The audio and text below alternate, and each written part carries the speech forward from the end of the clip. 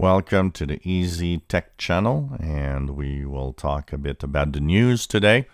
Here is a website, of course, here is a YouTube channel that talks about every types of technologies, and we talk about iPhones today a little bit.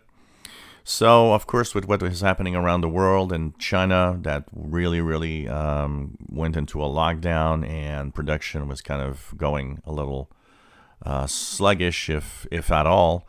Well, Apple has talked about the fact that, of course, there was a downturn in February for iPhone manufacturing. But now they say that 2.5 million iPhones came out of China in March. So that shows that manufacturing is getting back to a kind of a normal point, whatever normal is now after all of this. So this is interesting to see that manufacturing of phones are actually getting better. Remember that what's happening is not just affecting iPhones. Any manufacturer of phones out there is, of course, affected. Samsung had to shut down its plant a few times in South Korea.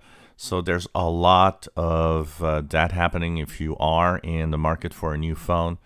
Well, if it's taking a little longer than usual for you to get the phone if you order online, it might be due to a certain virus going around. So it's nice to see that manufacturing is slowly getting back to normal with iPhones. Not a lot of news on the side of Samsung Galaxy phones being affected much. They probably were for a while, but it seems that things maybe are back to normal also on that side. And whatever manufacturer that you are trying to buy a phone from, remember that this is something that's happening right now. And that might just make a little delay on your phone orders. If you enjoy my videos, please subscribe, give us a thumbs up. Thank you for watching.